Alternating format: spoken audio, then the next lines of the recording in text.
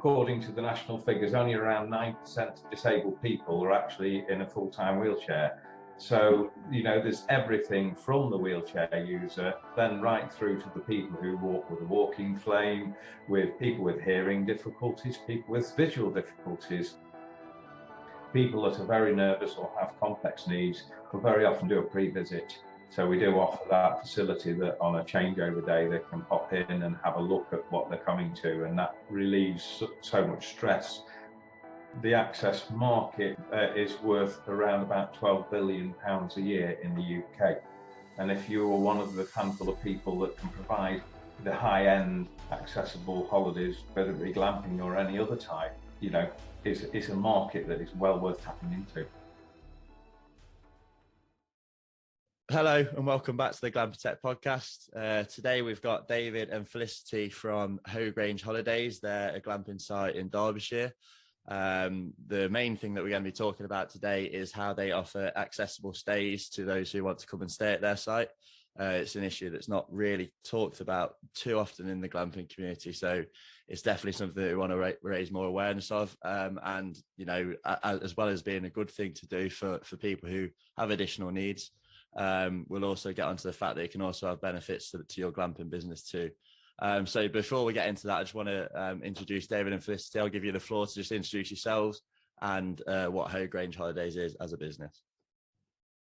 Thank you. I'm David, and this is my wife Felicity is with me.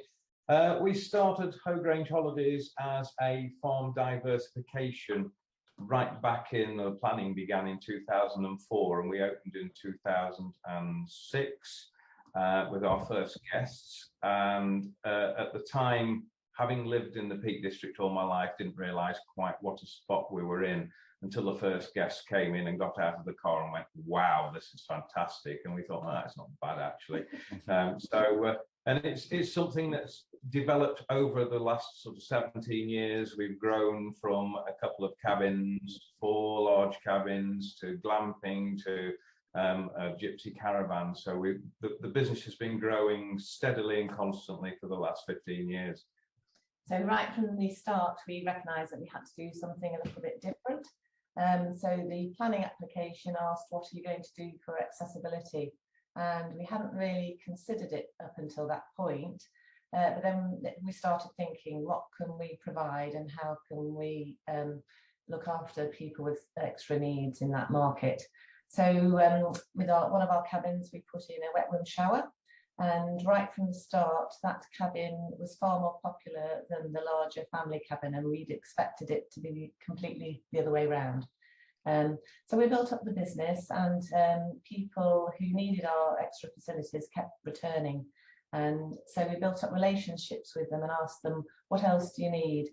And so we became accessibility specialists, and we started providing additional equipment, etc. So that was one little niche. And then the other thing that we did, because we realised there's lots of accommodation in the Peak District and we've got to compete, is we did bring your own horse on holiday as well. So again, there were very few people providing that facility. And we had the farm fields and the farm backs onto the High Peak Trail.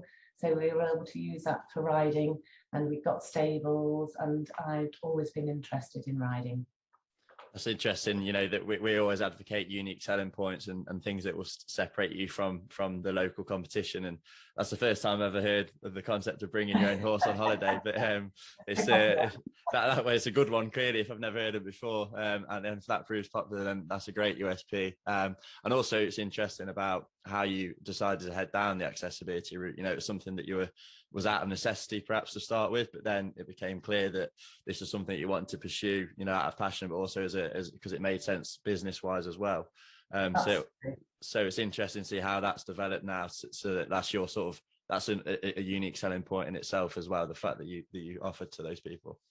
Yeah, we did do a lot of market research before we started, and the planners had asked for accessibility. And when we looked at what was on offer, even though the Peak District had got thousands of cottages and cabins and various bits of accommodation, there was only about 2 that were accessible to any degree.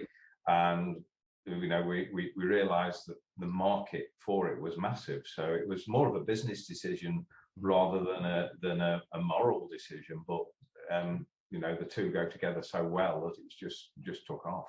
Absolutely.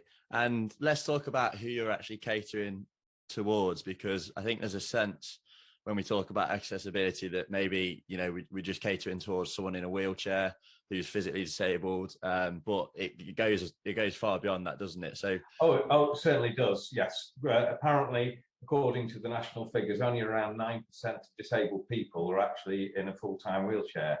So, you know, there's everything from the wheelchair user, and their degrees of disability vary immensely as well, but then right through to the people who walk with a walking frame, with people with hearing difficulties, people with visual difficulties, mental disabilities, all sorts of things fall into that, but they all need their own extra little bit of help, their extra facilities. So if you can't do wheelchair accessibility, it doesn't stop you marketing to the other 96% of disabled people. And even non-disabled people, like, you know, people with young children who have to have prams and things like that, like ramps and stuff like that, will obviously help those people as well. So it's a really, really broad market. And it's not the permanently disabled either as well. You know, if you may be a super sportsman, but if you broke your leg, you're temporarily disabled and you need a little bit more help. Absolutely. And you know, it's great to sit here and talk about how catering to those with additional needs brings really good business benefits, but I imagine it takes a lot of work as well. It's not a case of just snapping your fingers and making things easier. I imagine there's a lot of work that requires you know, ongoing work. So what does it take to run an accessible site?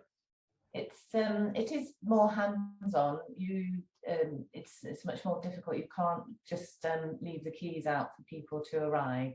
They need perhaps a little bit more assistance. But even before you get to that point, they need more information. So you've got to have a really good website with information on exactly what you provide, and then the guests can make an informed choice as to whether we're suitable for their needs or not.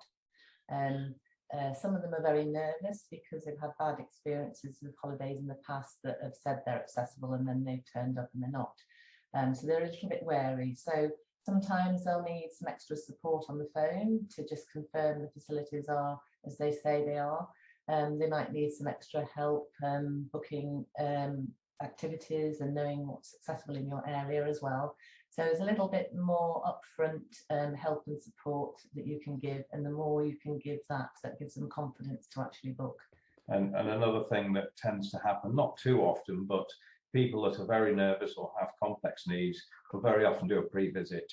So we do offer that facility that on a changeover day they can pop in and have a look at what they're coming to, and that relieves so much stress for them, so that when they know what they're coming to. And it's just, you know, it's half an hour of our time on a busy day normally, but it's very, very well worth it. And the other thing that we also offer is we have some additional equipment. So they might need a portable hearing loop or a portable doorbell. They might need a shower chair or something like that. So on a changeover day, we've got to put those in place so they're ready for the guest. But they're not there all the time, so other people, they don't get in the way for other people. So there's extra time on a changeover day as well. And sometimes we may need to remove an item of furniture from the bedroom, like a dressing table or something. So again, it's planning and sorting all that out and working within the business and with the housekeepers to achieve that. Yeah, and are there any specific things that you can do just generally to make your glamping site more accessible? So I've heard, you know, I think I've heard you speak before about where you place your units in relation to the car park, for example. Yeah, that's very important. If you've got multiple units and you're going to make one or two of them accessible, make them the ones nearest the car park.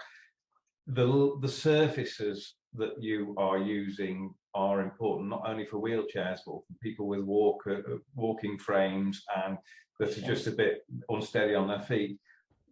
Wonderful gravel paths look nice, bark paths look nice, but they are not accessible. They are a real problem to some people. So, you know, if you've got an accessible cabin, make sure that the pathway to it is a good surface. It's got good lighting as well, because they may be visually impaired, or even those in wheelchairs or with walking difficulties need to see where they're going. They can't afford to trip on something. So the lighting is really important, and make sure that they've got dedicated parking as close to that unit as possible, preferably right outside of it. And this is all really specific stuff that wouldn't spring to mind straight away if you're thinking about creating an accessible site. So did you figure this out through consulting with people, or was it through trial and error, or a bit of both?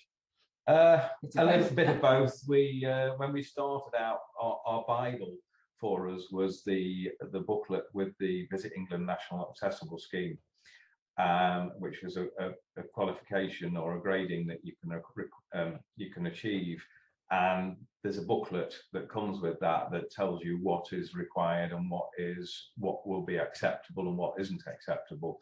And we use that as a sort of a guide to building and designing. And the other thing that you've got to do really is think right from the start, is when you're designing and planning and even thinking what units you're going to put in, is the space. Space is key. If you can get space, you can work with it. If you've got a very small unit, it's going to be very, very difficult to achieve what you're wanting to do. Yeah, well, it is possible to modify units. I've actually noticed recently a few more manufacturers are coming out with accessible ranges. So the big glamping pod player in the UK market is Loon Valley Pods, and they've literally just announced an accessible unit as well. So clearly that there are steps being made. Probably has to be a little bit faster, but if people are looking to get custom built accessible units, then there are manufacturers out there that will do that too. There are. It is a shame that glamping, ensuite type glamping pods have been around since about 2014 or 15, and it's taken till now for the majority of them to even start thinking about it. And that's always been our issue when we bought buildings, the cabins, the pods and whatever. You say, oh, we need to incorporate access, and they all sort of start looking quite startled and scratching their heads about how this is going to be done. So it's getting a lot better. It's getting better. So it's important that you do work with the manufacturer, or if you're self-building, that is right from the start. Yeah. You can't add it in later. And the other factor is aim for a quality homely feel. It doesn't need to be clinical. Historically, when you think of accessibility accommodation, you think of clinical and a bit like a hospital, but there's absolutely, in this day and age, no need for that, and it can be a really lovely space and equally as beautiful as any 5-star accommodation. Yeah, there are manufacturers out there now making accessible bathroom fittings that are designer led, not functionality led, so that you walk into the bathroom and think, oh, this is a really nice bathroom, and then you look around and think, oh, hey, actually it's accessible. And it's just, it's not the first thing that hits you. So that if you're got accommodation that's accessible, you won't fill it with accessible people all the time. So it needs to appeal to the wider market, and families with young children love a wet room, especially on a sort of countryside holiday where they're going to get muddy and playing, and you can just get them in there and hose them down. Yeah, well, there you go. And we've touched on this throughout, but let's dig into it in a little bit more detail. Obviously, this is a nice thing to do, to provide accessible holidays for people, but at the end of the day, you're a business and you have to stay profitable to survive. So this has to be worth doing in a business sense too, unless you're a charity or something. So what are the business benefits of providing accessible stays for people with disabilities and additional needs? It's amazing, because once people find you and they know that your facilities suit them, they will return time and time again, and they book well ahead. So that's a real advantage in our business, that sometimes, often before they even leave, they'll book again for next year, or they book well in advance.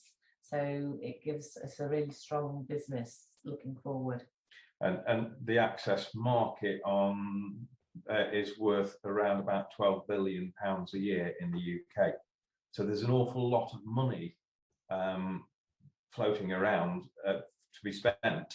And if you're one of the handful of people that can provide the high-end accessible holidays, whether it be glamping or any other type, you are going to be getting, it's a market that is well worth tapping into. Am I right in thinking that they tend to book in the quieter periods a bit more often as well? Yes, not all, but a lot do. Yes, particularly if they've got specific, high-end needs and just like it a little bit quieter. Yes, so it is a good market for sort of the shoulder periods, and quieter times. Yes. And the other thing is, it's also encourages multi-generational visits. So, for instance, Grandad might have a walking frame or something, and they'll come with the parents, and then the children might be in pushchairs, and they might take 2 or 3 pods or cabins together, and so they can have a family celebration and a get together with the right facilities. Absolutely. And so the final question that we tend to ask a guest, and we tailor it to each guest, is if you could give one tip to a glamping site owner. So the question I'm going to ask you to is, if you could give one tip to a prospective site owner who's thinking of starting an accessible glamping site or holiday destination, what would that be? It's going to have to be 2 tips because there's 2 of us and we couldn't agree. That's fine. I'll go first. I think that you really need to think hard about where you market your property, and try and avoid the large OTAs, the Airbnbs and the booking.com type places where communication directly with the guest prior to booking is difficult. You can't have phone calls, and emails are severely sort of edited if you send any information. And those guests need that information to make that booking. So you're much better off listing on sites that will allow you direct access to your guest rather than that firewall that you get with the large OTAs. Yeah, we always advocate prioritizing your own website as well, but that's something that we never actually thought of in terms of communicating directly with your guests when they've got additional needs. So that's a very good point. So as they're talking about websites, and make sure that your website is accessible, and you may think, well, of course it's accessible, but some people have visual impairments and are colourblind, certain colours don't stand out, they need the information to know about the area and what your facilities are, so that's really important and is quite often glossed over. You can have a nice designed website which is not really accessible, so do an accessibility audit of your website. But my main tip is, before all that starts in the planning process, plan to give maximum space and design and careful layout, and think about the little things and how people are going to use that space. Perfect. And if anyone wants to get in touch with you, whether it's to book a stay or to ask about how to provide accessible accommodation, how do they go about doing that? Well, our website is hograngeholidays.co.uk and info@hograngeholidays.co.uk if they want to email us. And we're listed on sites such as Farmstay UK, which is a direct marketing site, so people can find us there and get our phone number and chat to us about it. Excellent. Well, all those details will be in the description of this episode, as well as we'll try and dig out that Visit England National Accessibility Scheme booklet as well for anyone who wants that sort of Bible. Yeah, can I just add on that point, actually? England have a free tool which is like accessibility guides, and you can create an accessibility guide for your property for each individual building, and that's really good because anybody who's looking for access accommodation can go there, and it's a free tool, so look at that. Perfect. Well, we'll provide a link to that as well. Yeah, we'll get the link to that in the description as well. Well, thank you, David and Felicity, for giving up your time. As I said at the start, it's something that we need to speak more about in the glamping industry and in the general leisure and hospitality industry too. So hopefully it provides more of a mouthpiece for that. And yeah, well, thank you for giving up your time, and I'm sure we'll speak soon. Okay, thank you. Bye. Thank you for listening to another episode of the Glamping podcast. I hope you enjoyed and that you found value in today's episode. If you did, feel free to leave a rating and review on Apple Podcasts, as it really helps us move up the podcast rankings. Thank you.